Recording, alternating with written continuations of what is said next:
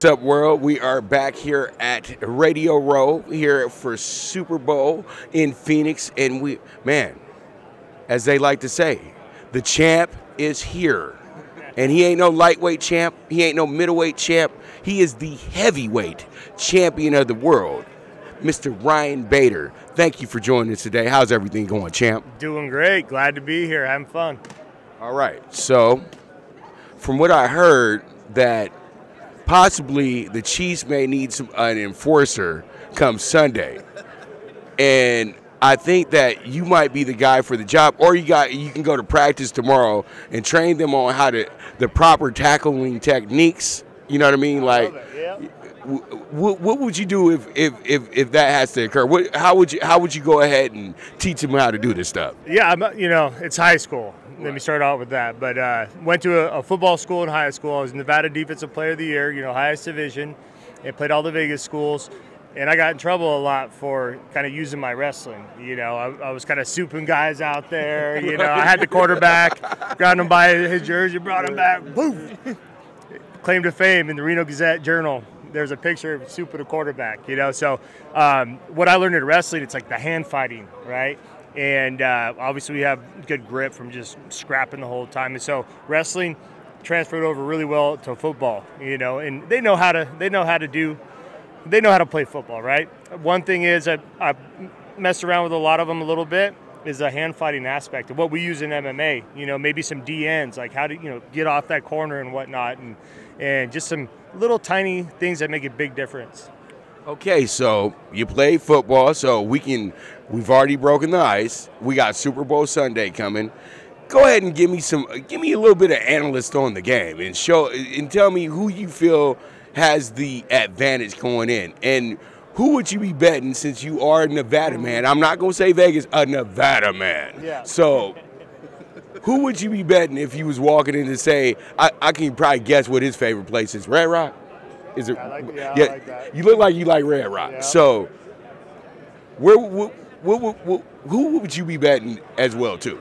Yeah, as far as the analysts, I don't get that involved in the football games, but theoretically, if I did bet with a bookie, like I may theoretically do, I just kind of, I'll look at teams, what they've kind of done in the past, in the matchups or whatever. But on this one, these two teams I don't really follow a ton, but I do have friends that are diehard Philly fans, and if I'm looking at, how they played, last week or 2 weeks ago, whatnot, I'm gonna go with Philly. I think they're excited. They're ready to go out there. They've been dominating and ready to just put a stamp on this whole season. And I would definitely, go with Philly. So what is it gonna take for the Raiders to stop disappointing California and Nevada? Man, I don't know. I'm from Reno, Nevada, right? And it's either Niners or them, closest team, and we were Raider fans, and we used to go out there. You pick your dad's team, right? And he's a Raiders fan, so he'd take us to football games out in Oakland and all that kind of stuff. And had the Raiders dolls that you could rip their heads off when they got mad. And there's a lot of that. There's good times and then obviously bad times, and it's hard to keep up with them now as far as like get behind them, keep supporting. Move to Vegas, so they're kind of in my home state, and I'm in Phoenix now, so they're right there. I don't know.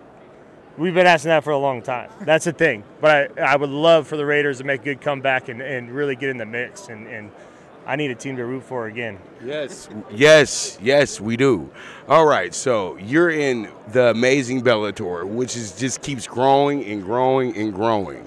So your impact coming from UFC, going to Bellator, do you feel like the transition was very smooth? Yeah, I came over. It was refreshing.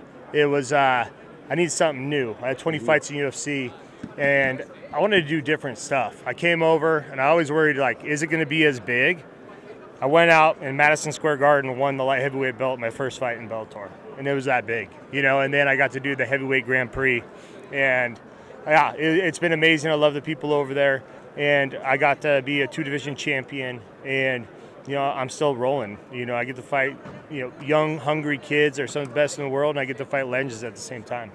Well, I got my man Mikey with me today, and I want to make sure he doesn't choke me out. He wants to jump on in and ask you the hard stuff, okay? Yeah, the hard stuff that.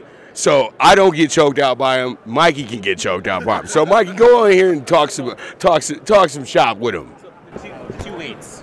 You did it at the same time. You did a great job. Yeah, no, I got it. You did a great job. How hard was it going back down?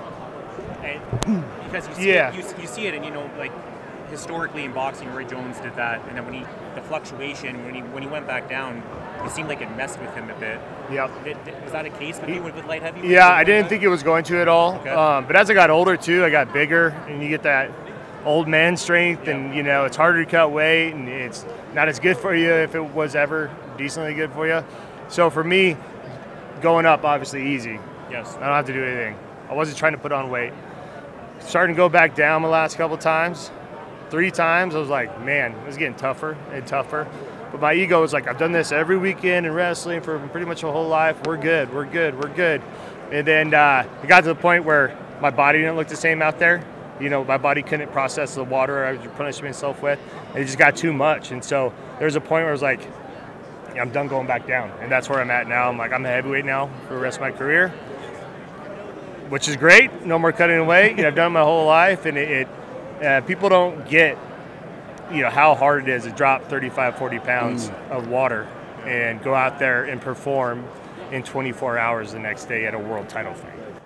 Man, see, these are incredible athletes. You guys are really incredible athletes, and you guys don't have to go about it and, you know, tell the world that I did this and did that. You guys will show us that. You know what I mean? And I think that's very incredible. Where did your spirit come from to work that hard, to always be in shape, be motivated, to be right? You know, as a kid, you know, I think it comes from my parents. My dad brought me into the wrestling room at 7 years old, and they took me around the country, go wrestle in California, around, you know, that region and everything like that, nationals.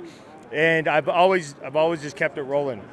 Whether it was football, baseball, or wrestling kind of being my year-round deal, and getting, you know, scholarship with the SU. And I just saw that the work I put in was getting results. And so I do that in MMA. I'm not one of those guys that'll, you know, have a fight. You won't see me for 2 months in the gym. No, I'm back there that next week. And I think consistency's been the key to success for me. Go ahead, Mike. Yeah, just one last question. Congratulations on the win. It was a great win. How hard was it to, you know, you fought Fedor the first time. You know, it's not easy. You made it look easy. You fight him again, and it's kind of a situation where, from a motivational standpoint, you know, there's not necessarily a lot to gain because you did that already and you did it again. But how was that built up in your mind? Just it was tough. You know, if you go in as an underdog, you're like, nothing to lose, let's go get it, right?